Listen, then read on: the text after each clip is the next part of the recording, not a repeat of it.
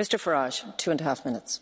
Thank you. As Mr Moscovici said at the start of this, the leak of all these papers and lists of people with offshore holdings has come about because of the Society of Investigative Journalists. But what's not been said this morning, and I think is relevant, is that the funding of these investigations came from one George Soros. Now, I say this at a time, I'm going to come back to so what, and it may have some personal interest for you as well. I say this at a time when the use of money and the influence it may have had on the Brexit result or the Trump election has reached a level of virtual hysteria. Just last week, the Electoral Commission in the UK launched an investigation to find out whether the Leave campaign took offshore money or Russian money.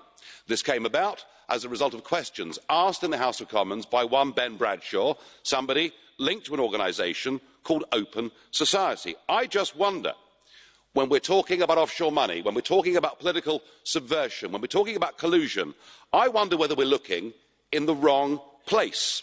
And I say that because George Soros recently gave Open Society, his organisation, which of course campaigns for free movement of peoples and supports supranational structures like the European Union, he recently gave it $18 billion.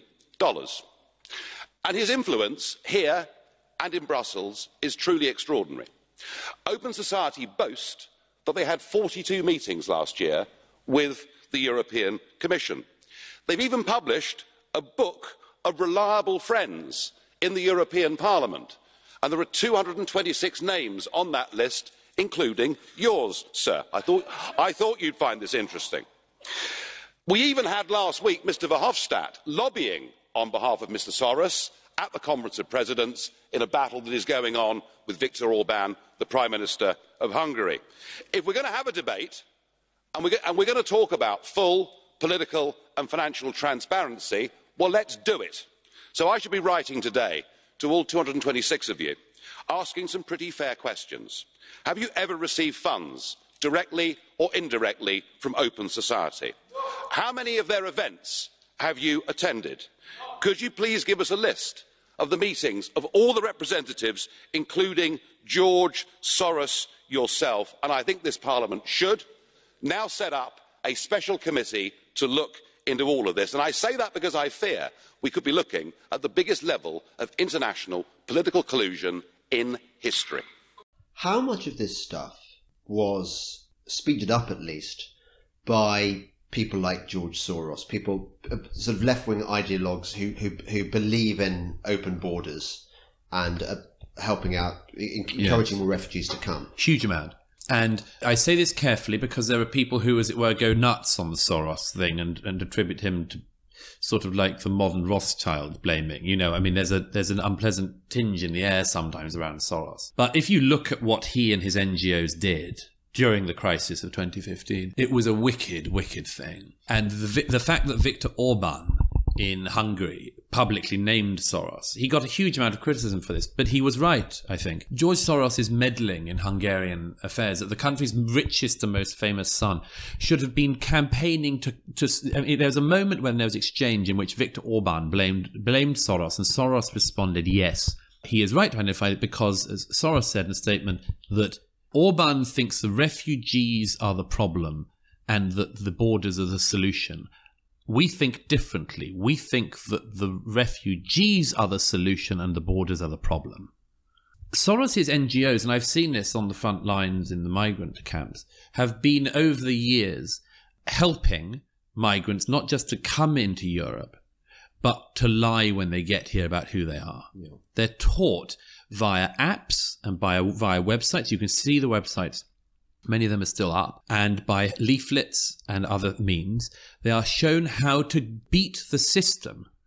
Not that the system in Europe works very well at all. I mean, the whole system, as I show in the book, was defunct and broken by the time that the 2015 movement happened. But very quickly, this goes back to a point you raised earlier, and I didn't actually answer, which is a very interesting and important point about where is different in Europe.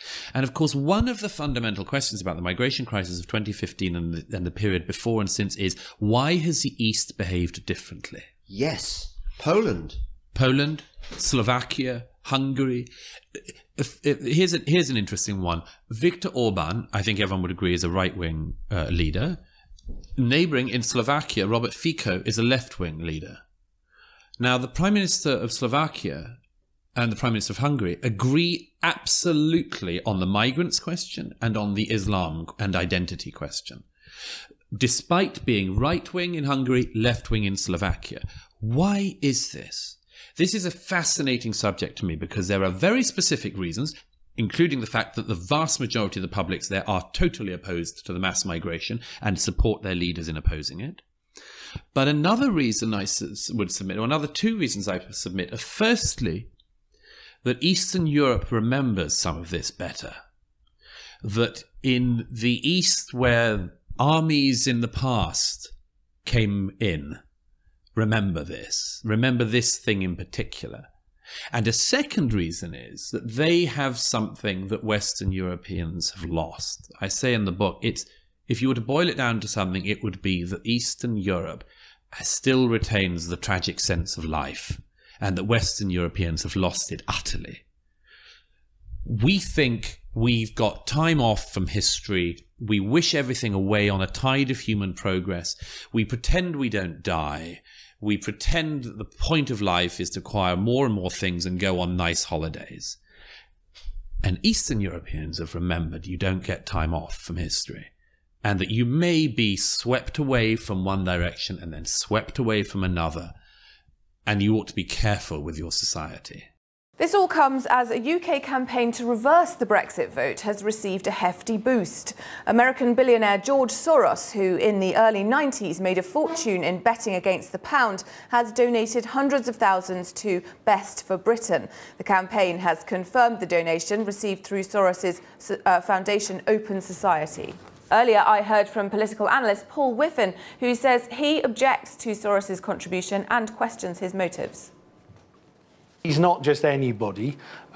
His agendas are pretty clear, and he's never had Britain's best interests at heart before, so I don't know why he would suddenly have had a change. The real problem is, this is a very large amount of money for a campaign. Well, although the campaign says that it has raised more money from smaller donors, it's a large single donation. Absolutely, but we're not allowed to have donations from foreigners in elections, so I don't see why on the subject of referenda we should have a different policy. But the most worrying thing is, for me and for many people, if George Soros is doing it, it can't be good for us, because we've seen what he's done before, betting against the pound. Actually, we won that one when he kept betting against. Yeah, well, OK. But, I mean, you can understand why Soros might be pro-EU, though, can't you, in all these respects, actually? Because, of course, he's a Hungarian Jew. He was a child or alive in the 30s. He saw the horrors of Nazi Germany firsthand. The EU is an organisation that was set up to make sure that that kind of thing never happens again. You can see why he would back it. Well, I can see why when you look at some of the other things he's I don't think it's anything to do with that at all. I think it's to do with moving to a new world order with one world government. And that's what he likes about the EU.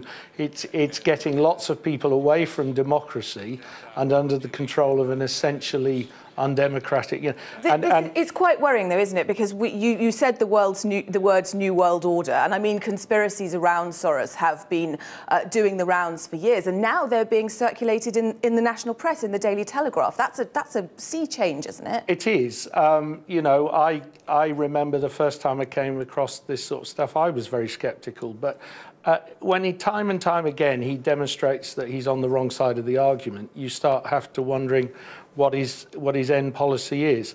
The other thing that is very upsetting to those of us who did vote to leave is that we gave the wrong answer, and the EU's standard response to giving the wrong answer is you will keep voting again. They kept changing the rules on other referenda they didn't like the result of. They really don't have any time for referenda.